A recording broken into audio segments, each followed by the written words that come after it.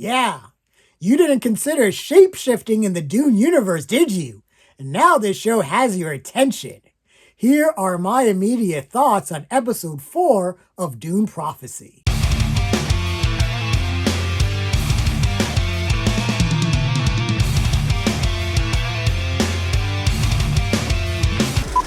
Hey everyone, this is Lenny here. So we're just going to get into episode 4 of Dune Prophecy. This episode was titled Twice Bored, and this was my favorite episode of the entire season so far. We are more than halfway through the series, so let's just get into it.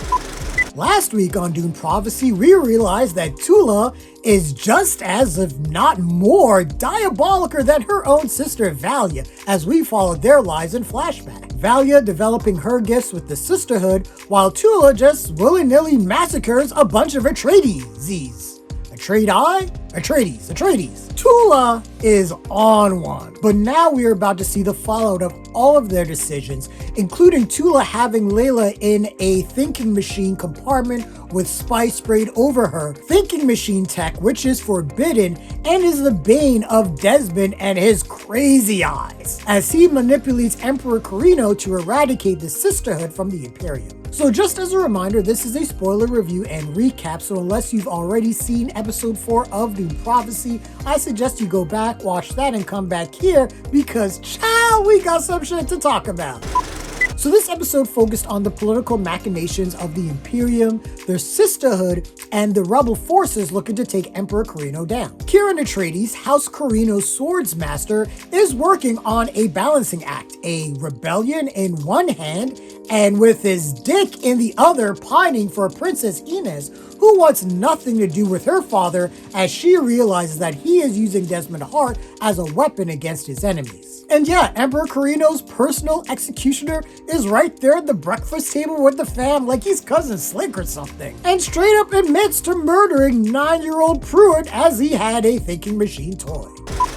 Now, throughout this moment, if you watch Empress Natalia, you can tell this is the life she's all about. She clearly has something against the sisterhood and is using Desmond Hart's piety for her own gains. She won't allow Inez to leave for Wallach 9 to train with the sisterhood, furthering the rift between Inez and the rest of the family. Inez even tries to get her brother Constantine to join up with her, but Constantine is the ultimate pussy. He won't support his sister, but he won't knock her out either.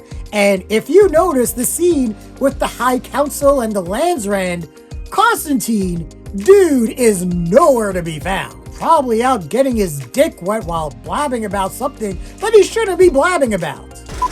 Now, Kieran Atreides has no idea that he was knocked out by Michaela, an undercover sister, and Valya has cooked up a scheme to give him and the rest of the rebel cell up to Carino to put her back in good graces with the Emperor, since she's been banned and all that jazz. And it seems like the perfect plan. Valya goes to House Harkonnen and offers her services as their personal truthsayer after denying them several times against the wishes of her uncle, who I didn't even realize is Mark Addy, Robert Baratheon from Game of Thrones, and man, does this guy have the worst luck when it comes to HBO shows. Valya gets into the ear of her nephew, Harrow Harkonnen, played with amazing, cowardly, comedic timing by Edward Davis, playing on all of his insecurities as Theodosia performs a little bit of truth sense to get to the heart of who Harrow is. Harrow wants respect. He wants to be known as more than just someone who runs the land whale trade. He wants real, genuine power, and he knows that Valya is his foot in the door. Valya manipulates rumors of Pruitt's demise and is able to get some of the sisters to convince some of the great houses to pull in House Harkonnen into the High Council, so Harrow can publicly accuse the Emperor of withholding evidence toward Pruitt's death and open an investigation. But that pesky Desmond Hart and his crazy eyes blows all of that up.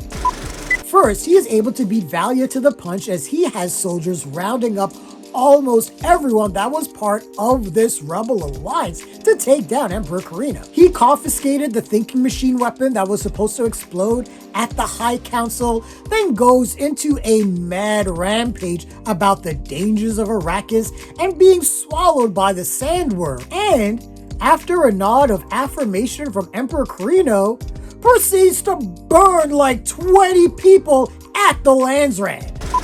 Also, we are now seeing the physical effects of Desmond's Firestarter psychic fire torture as it opens wounds in his body, leaving a pool of blood for Valya at the Landsrand for her to analyze and find his weakness and origins. And that pain actually leads us to a nice little moment between Desmond and Carino as Carino realizes just how much pain Desmond is willing to endure for his emperor. And we see what looks to be sort of a father-son type of relationship begin to brew.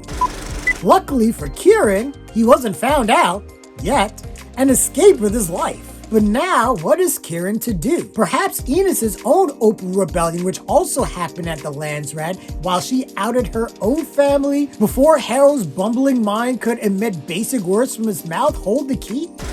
Speaking of keys, Tula may have found the key to help combat the threat against the sisterhood. But man, was it stressful getting there. First off, the episode opened with all of the acolytes of the sisterhood suffering from the same nightmare, culminating in the pious Emmeline at the well about to slice her throat with a blade, similar to Sister Dorieta slicing her own throat at the command at Valya decades earlier. It took the rebellious and skeptical acolyte Jen, who for some reason didn't have the same dream, to stop her from killing herself. But this has made Emmeline, a devout follower of the sisterhood, very suspicious of Tula, down to her using truth sense on Tula when asking her about Sister Dorothea and her death. And those suspicions are rooted in truth, as Tula gets all the acolytes together to perform an experiment where they have to relive that shared nightmare and sketch out everything they see.